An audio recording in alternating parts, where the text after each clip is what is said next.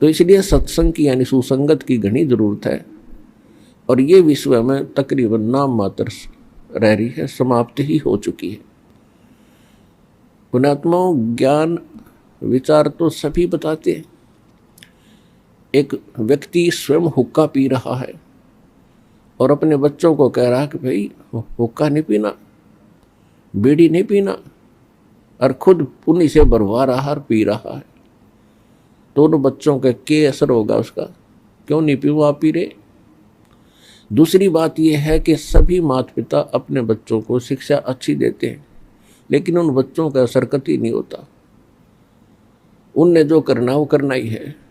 और जब सत्संग सुनेंगे, समर्थ के मुख से वचन सुनेंगे, यानी परमात्मा की कृपा पात्र से, तो उन शब्दों का ऑटोमेटिक असर होगा उसके, और बुराई भी छोड़ेगा। क्योंकि परमात्मा की जो वचन शक्ति है वो अंदर से एक न्यारी प्रक्रिया करती है। तो इसलिए सत्संग की आवश्यकता बहुत घनी है। और सत्संग इस विश्व में सतलोक आश्रम बरवाला, जिला हिसार, हरियाणा के अतिरिक्त 21 ब्रह्मांड में नहीं है।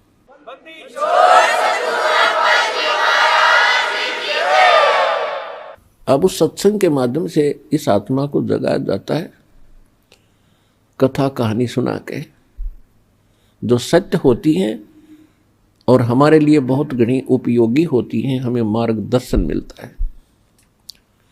हम परमात्मा से मांगते हैं, निर्धन मांगता है धन घना हो भगवान, क्योंकि उसने वही घना बड़ा दुख मान लिया, वही संकट बड़ा मानता है कि मेरे पास धन नहीं।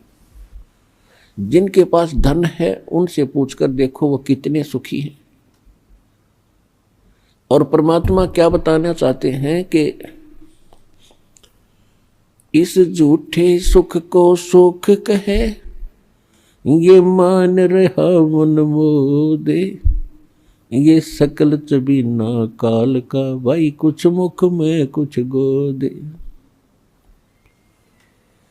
कबीर ये माया अटपटी, सब घट आने अड़ी। लोभ नहीं भाई, एकदम जिंदगी में लोभ नहीं करना चाहिए। प्लीज सब्सक्राइब करके जाइएगा। किस किस को समझाऊं, ये कुएं भांग पड़ी। कबीर इस संसार को समझाऊं के बारे, ये पूछ पकड़ के भेड़ की उतरा चावे पारे। भेड़ पूछ को पंडित पकड़, ये बादो नदी बिहंगा। गरीब दास वो भवजल डूबे, जिन नहीं साध सत्संगा। अब क्या बता रहे हैं परमात्मा? ध्यान से सुनिएगा ज्ञान,